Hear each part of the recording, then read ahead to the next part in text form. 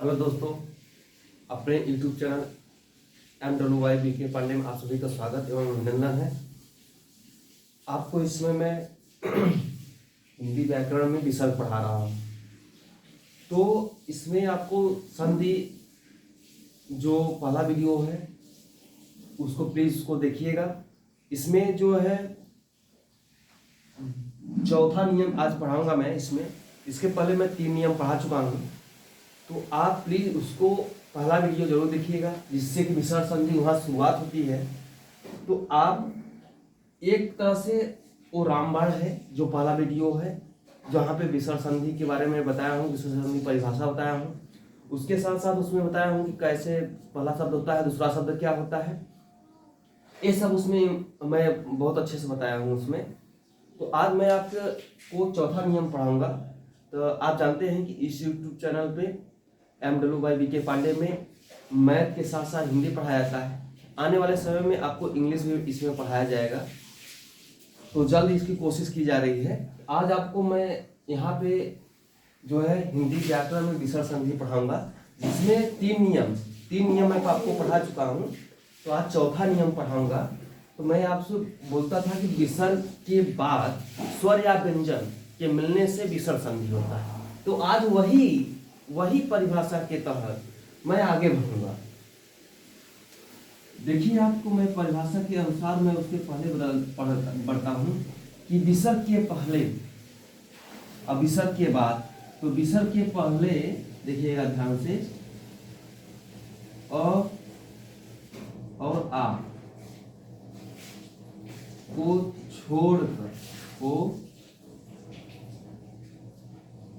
छोड़कर एक बार मैं देख लूं। हाँ, चल रही है आपकी, अच्छा चल रहा है वीडियो। आ को छोड़कर कोई स्वर हो, मतलब आप स्वर जानते हैं कितने स्वर होते हैं। तो अ वा विसर्ग के पहले अ वा नहीं रहेगा, सभी स्वर रहेंगे। कहना कहता है विसर्ग के पहले अ वा को छोड़कर कोई भी स्वर हो, और विसर्ग के बाद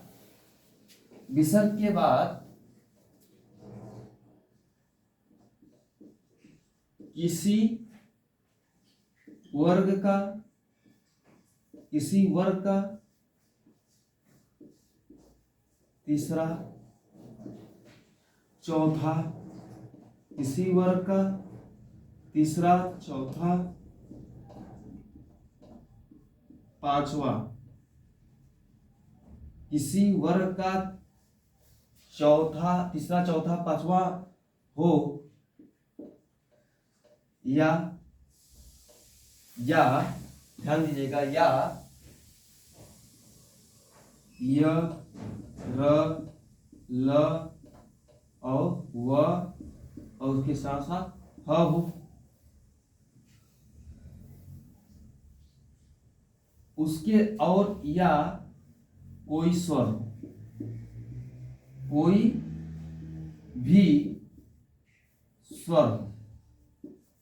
एक बार और सुनिएगा, इस पर ध्यान दीजिएगा, फोकस करिएगा। विसर्ग के पहले अ वा को छोड़कर कोई भी स्वर हो, और विसर्ग के बाद किसी वर्ग का तीसरा चौथा पांचवा हो। किसी वर्ग का तीसरा चौथा पांचवा मतलब क वर्ग का, च वर्ग का, त वर्ग का, ट वर्ग का, प वर्ग का, किसी वर्ग का तीसरा चौथा पांचवा हो। माने क वर्ग का तीसरा क्या हो जाएगा ग, चौथा क्या हो जाएगा घ, पांचवा क्या हो जाएगा अंग। उसी प्रकार च वर्ग का तीसरा हो जाएगा ज, चौथा क्या हो जाएगा झ, और पांचवा क्या हो जाएगा य। तो यही बताना चाहता है किसी वर्ग का। आपको बताया हूं स्पर्शी व्यंजन क्या होता है। उस स्पर्शी व्यंजन में आपको बताया हूं क से म तक होता है, जिसमें 5 वर्ग होते हैं।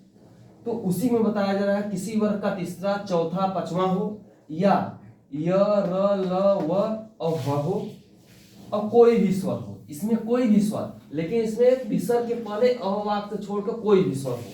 लेकिन यहाँ पे कोई भी स्वर अ भी आ सकता है, आ भी आ सकता है।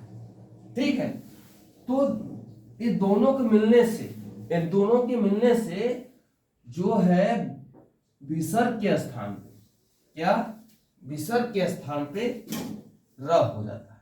क्या हो जाता है? र हो जाता है। विसर्ग के स्थान पे क्या हो जाएगा? र हो जाता है। ठीक है, तो मैंने क्या कहा? विसर्ग, विसर्ग के पहले अ आ छोड़कर कोई भी स्वर हो, और विसर्ग के बाद किसी वर्ग का तीसरा चौथा पांचवा हो, या य र ल व ह हो, या कोई भी स्वर हो, तो विसर्ग के स्थान पर क्या हो जाएगा? र हो जाएगा, हर। ठीक है, यहाँ पे हलंत लगा है। ठीक है, यहाँ पे ध्यान दीजिएगा, हलंत लगा है। ये ध्यान दीजिएगा, यहाँ पे विसर्ग के स्थान क्या हो जा रहा है? आधा र हो जाता है। इस पे आप ध्यान दीजिएगा।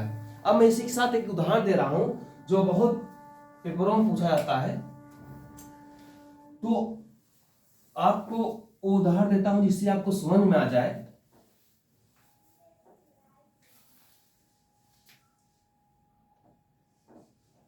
पहला एग्जाम्पल है निराशा।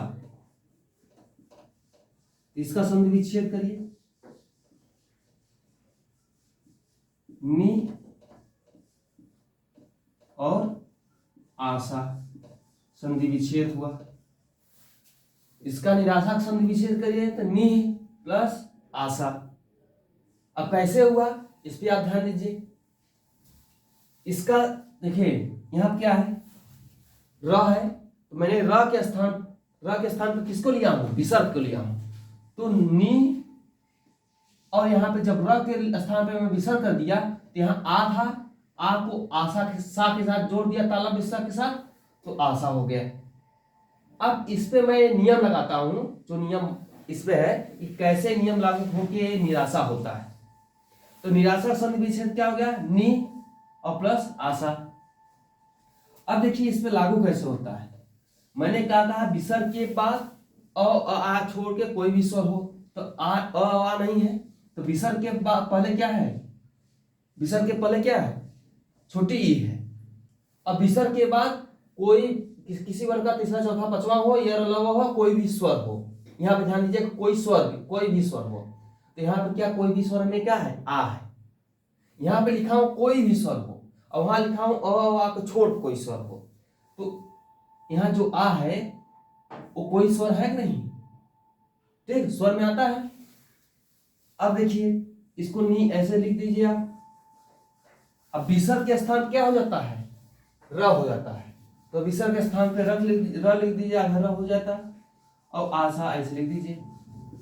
अब दोनों के मिलाइए, दोनों को मिलाइए, तो नी है, नी आप ऐसे लिख दीजिए,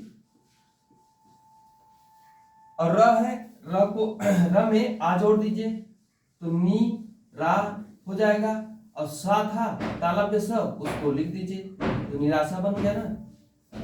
जो निराशा शुरू किया था यहां से, जो निराशा यहाँ एग्जाम्पल से शुरू किया था, वो निराशा यहाँ प्राप्त किया मैंने। कैसे? आपको संधि विच्छेद किया। कैसे संधि विच्छेद किया? नी था, र के स्थान पे विसर्ग होता है, आप देखिए र के स्थान में विसर्ग कर दिया क्योंकि आधा र है।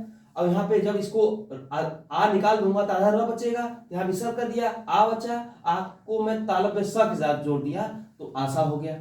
अब ये मैं नियम लगा दिया। कैसे नियम लगाया? इसमें नियम लगाया, तो विसर्ग के पहले कोई भी स्वर हो, अब है कोई स्वर में आ और आ को छोड़कर, तो कोई स्वर है, छोटी ही है। अब विसर्ग के बाद जो है ये सब नियम है, तो कोई स्वर है इसमें, तो विसर्ग के स्थान पे र हो गया, तो नी र, और आशा था पहले से, अब आ को र में जोड़ दिया, तो नी रा सा हो गया। ठीक है, दोनों को जोड़ने के बाद, दोनों को मिलाने के बाद क्या हो गया? निराशा। तो निराशा मैंने जहां शुरुआत किया था वो निराशा में प्रूव कर दिया। इसका मतलब ये नियम जो है सही है। क्या है? ये नियम जो है सही बैठ रहा है इसमें। अब अगला एग्जांपल देखिएगा। अब अगला एग्जांपल देखिएगा। इसमें एक एग्जांपल और बताता हूं आपको। इसको थोड़ा सा और ऊपर लिख दे रहा हूं मैं, जिससे कि आपको दिक्कत न हो। या मतलब ऐसे कर दिया और उसके बाद य र ल व दिख रहा होगा और क्या कोई स्वर, क्या कोई स्वर। ठीक है, अब अगला एग्जाम्पल आप देखिएगा।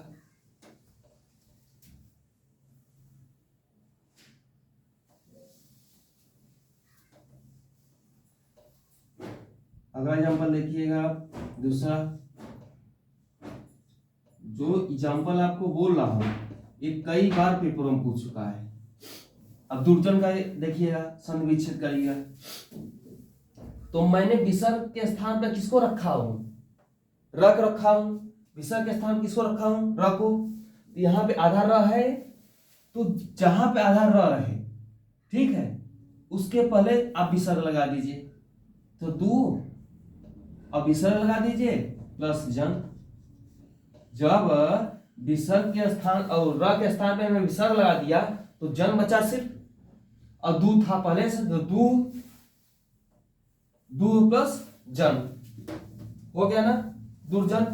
अब इसका नियम लगाइएगा। इसमें मैंने कहा कि विसर्ग के पहले अ आकर छोड़कर कोई भी स्वर होगा, यहाँ उ है, अ तो नहीं है ना, आ ही है, तो नियम बैठ रहा है ना कि अ नहीं है, उ है। अब विसर्ग के बाद कोई किसी वर्ग का तीसरा चौथा पांचवा हो या रला हुआ हो, कोई भी स्वर हो, तो किसी वर्ग का तीसरा है कि नहीं, क वर्ग का तीसरा करिए, क वर्ग का आप तीसरा करिए तो च वर्ग का तीसरा करिएगा तो ज आता है, आएगा ना। तो यहाँ पे ज है, तो विसर्ग के जब ज है तो विसर्ग के स्थान क्या हो जाएगा, देखिएगा विसर्ग के स्थान क्या हो जाएगा, र हो जाएगा। तो दू आधा र, दूर, और जन था जन आप लिख दीजिए। कैसे रहा है, विसर्ग के बाद ज है, अब विसर्ग के बाद उ है, तो विसर्ग के स्थान क्या होता है, ज हो जाता है। तो विसर्ग के स्थान पर मैंने क्या लिख दिया, रख दिया। अब दोनों को मिलाने पर क्या हो जाएगा, मिलाइए दोनों को। दू ऐसे है, दू ऐसे लिख दीजिएगा। जब आधा र रहता है, अ तो है नहीं, आधा र रहता है तो ज के साथ जुड़ेगा, तो दू र के साथ जोड़ दिया, दूरजन। क्या हो गया, दूरजन। तो जो मैं शुरुआत किया था एग्जाम्पल देके, वो आगे आपको प्रूफ कर दिया यहाँ पे कि इसका मतलब ये नियम जो आपको बता रहा हूं, ये नियम एकदम सही बैठ रहा है। नियम इसका मतलब ये गलत नहीं है, जो नियम बताया वो ये नियम इसका मतलब ये गलत नहीं है नियम। ठीक है, तो दुर्जन शुरू किया था और दुर्जन आया। दुर्जन का संधि विच्छेद क्या होता है, दू धन जन।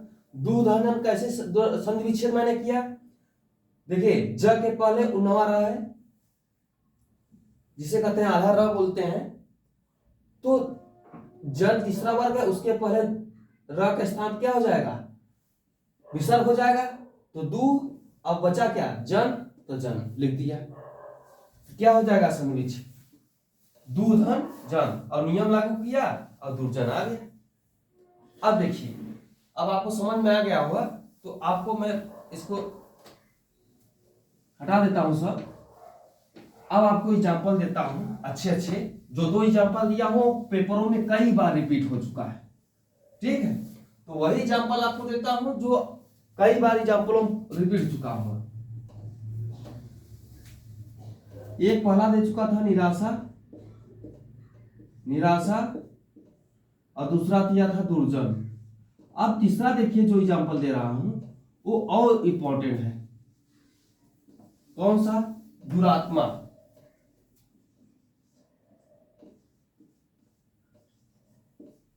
कौन सा, अब दुरात्मा। तो दुरात्मा जैसे निराशा संधि विच्छेद किया था आपने, जैसे निराशा का संधि विच्छेद किया था उसी प्रकार दुरात्मा करिए।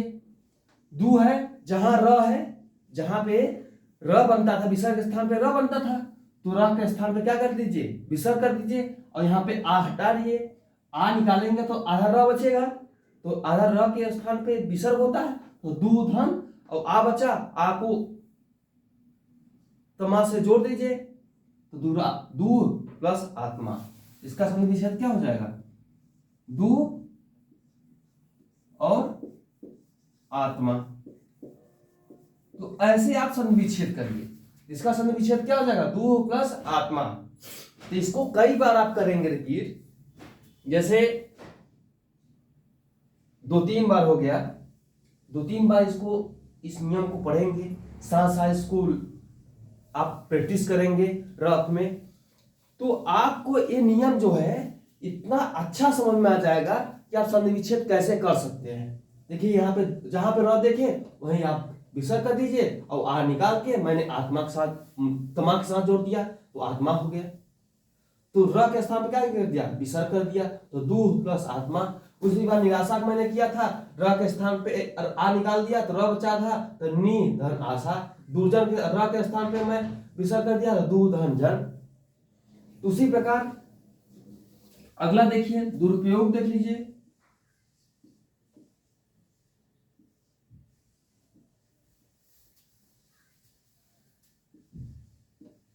दुरुपयोग, अगला एग्जाम्पल देखिए। दुरुपयोग भी कई बार पूछ चुका है पेपर में, तो वही एग्जाम्पल आपको दे रहा हूं जो कई बार पूछ चुका है। जैसे निर्भय, निर्भय, यहां देखिए निर्भय जो है ये पेपरों में कई बार पूछ चुका है। पुलिस में, राजस्थान पीसीएस में आपका ये विप्रवासी तो बहुत पूछता है। निराशा पूछता है, दुर्जन पूछता है, दुरात्मा पूछता है, दुरुपयोग पूछता है, पुनर्जन्म। देखिए ये पुनर्जन्म जो है बहुत पेपर में पूछता है।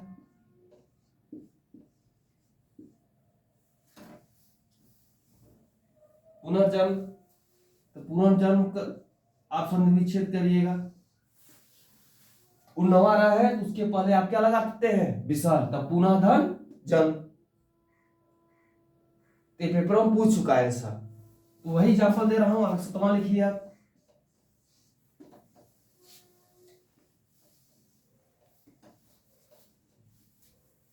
निर्गुण, हाँ निर्गुण लिखिए, नहीं लिखा हूं। निर्गुण लिखिए आप 8 नंबर पे लिखिए।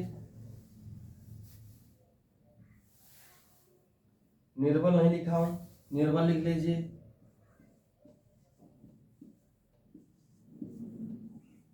नौ नंबर पे आप लिखिए निर्धन लिखिए। आप खुद इस पे देखिए, यहाँ पे आप ध्यान दीजिए, आधा र यहाँ पे है, आधा र यहाँ है, आधा र यहाँ पे है, यहाँ भी आ निकालेंगे आधा र है, यहाँ भी आ निकालेंगे तो आधा र है, यहाँ पे उ निकालेंगे, उपयोग तो करेंगे दूरधन उपयोग, यहाँ र है, यहाँ भी आधा र है, यहाँ भी आधा र है, यहाँ भी आधा र है। इससे प्रूफ होता है कि आप ये नियम तुरंत आप पहचान जाएंगे और संधि विच्छेद बहुत अच्छे से कर देंगे कि कौन सी संधि है। समझ रहे हैं? तो आप इसको ध्यान दीजिए, और ये बहुत सरल तरीके से, बहुत आसानी से आप इसको कर सकते हैं। तो बहुत आसानी से जब कर सकते हैं तो आप इसको बहुत अच्छे से आप करिए।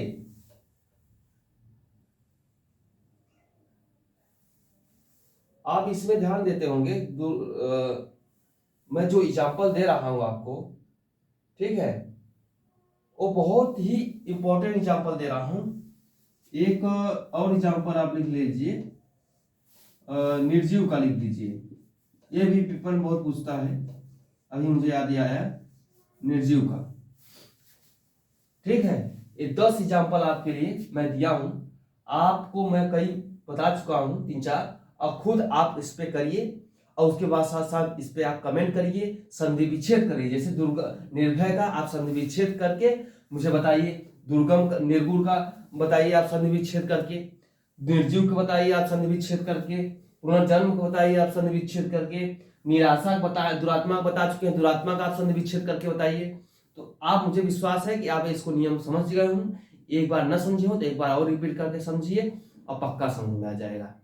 इसी के साथ अपनी वाणी विराम देता हूं, और उसके साथ आपको ये एक बार, 2 बार, 3 बार रिपीट करेंगे तो अच्छे समझ आ जाएगा। तो जय हिंद, जय भारत।